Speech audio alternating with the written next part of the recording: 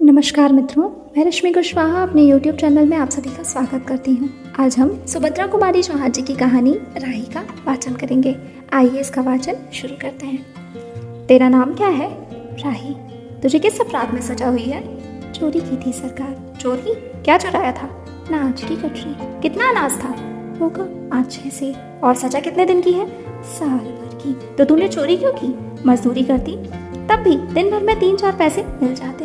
हमें मजदूरी नहीं मिलती सरकार, हमारी जाति मंगरोड़ी है। हम केवल मांगते खाते हैं और भीख ना मिले तो फिर चोरी करते हैं। उस दिन घर में खाने को नहीं था, बच्चे भूख से तड़प रहे थे।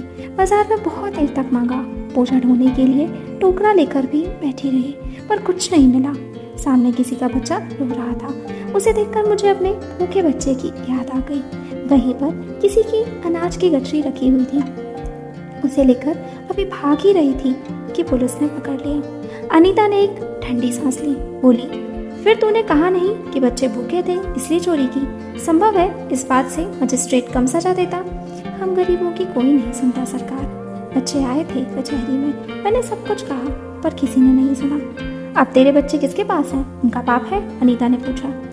राही की आंखों में आंसू आ गए। वह बोली, उनका बाप मर गया सरकार। जेल में उसे मारा था और वहीं अस्पताल में वह मर गया। अब बच्चों का कोई नहीं है। तो तेरे बच्चों का बाप ही जेल में ही मरा? वह क्यों जेल आया था? अनीता ने प्रश्न किया।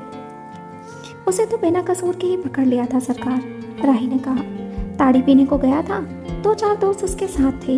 मेरे घर वाले का एक वक्त पुलिस वाले के साथ झगड़ा हो गया था, उसी का उसने बदला लिया। 109 में उसका चालान करके साल भर की सजा दिला दी, वहीं मर गया। अनीता ने एक दीर्घ निश्वास के साथ कहा, अच्छा जा अपना काम कर। राही चली गई। अनीता सत्याग्रह करके जेल आई थी।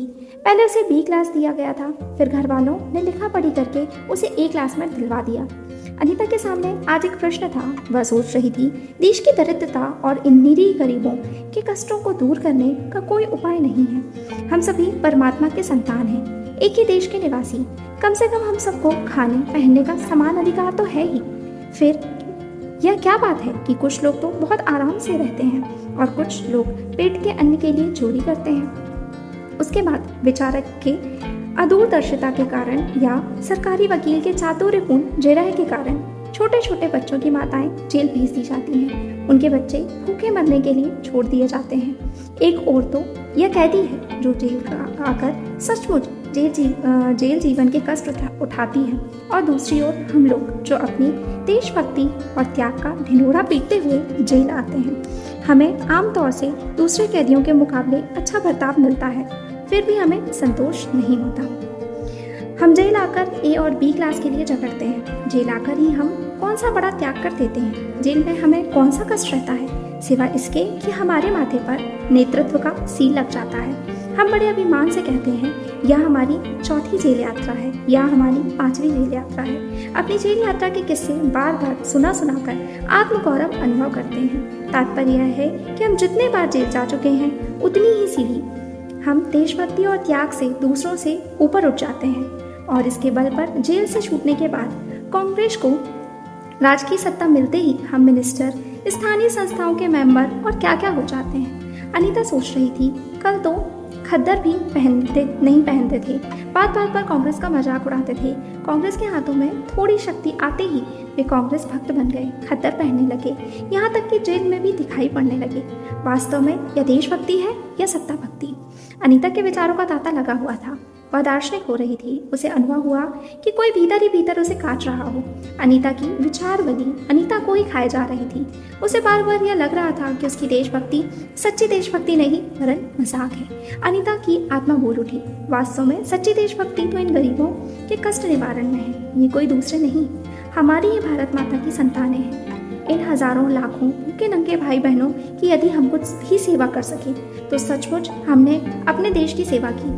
हमारा वास्तविक जीवन तो देहातों में ही है। किसानों की दुर्दशा से हम सभी थोड़े बहुत परिचित हैं, पर इन गरीबों के पास न घर है न द्वार। अशिक्षा और अज्ञानता का इतना पर्दा इनकी आंखों पर है कि होश संभालते ही माता पुत्री को और सास बहू को चोरी की शिक्षा देती है, और उनका यह विश्वास है कि चोरी करना और भीख मांगना ही उनका काम है। इससे अच्छा जीवन बिताने की वह कल्पना ही नहीं कर सकते। आज यहाँ डेरा डाले तो कल कहीं और चोरी की, बचे तो बचे, नहीं तो फिर 2 साल के लिए जेल। क्या मानव जीवन का यही लक्ष्य है? लक्ष्य है भी अथवा नहीं? यदि नहीं तो विचारादर्श की उच्च सतह पर टिके हुए हमारे जननायकों और युग पुरुषों की हमें क्या आवश्यकता? इतिहास, धर्म, दर्शन, ज्ञान, विज्ञान का कोई अर्थ नहीं होता, पर जीवन का लक्ष्य है, अवश्य है। संसार की मृग मरीचिका में हम लक्ष्य को भूल जाते हैं। सतह से ऊपर तक पहुंच पाने वाली कुछ महान आत्माओं को छोड़कर सारा जन समुदाय संसार में अपने को खोया हुआ पाता है।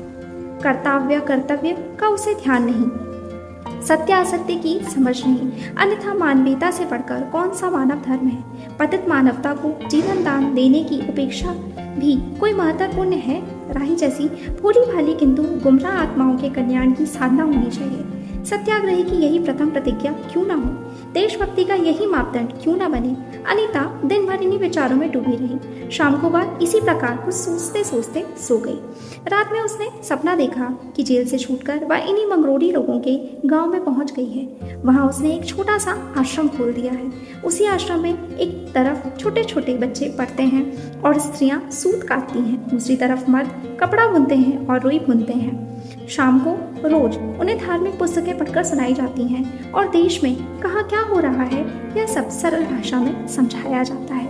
वही भीख मांगने और चोरी करने वाले लोग अब आदर्श ग्रामवासी हो रहे हैं। रहने के लिए उन्होंने छोटे छोटे अपने घर बना लिए हैं। राही के अनाथ बच्चों को अनीता अपने साथ रखने लगी है। अनीता यही सुख स्वप्न देख रही थी। रात में वह देर से सोई थी। सुबह 7 बजे तक उसकी नींद नहीं खुली। अचानक एक स्त्री ट्रेलर ने उसे आकर जगा दिया और बोली, आप घर जाने को तैयार हो जाइए, आपके पिता बीमार हैं, आप बिना शर्त छोड़ी जा रही हैं। अनीता अपने स्वप्न को सच्चाई में परिवर्तित करने की एक मधुर कल्पना लेकर घर चली गई।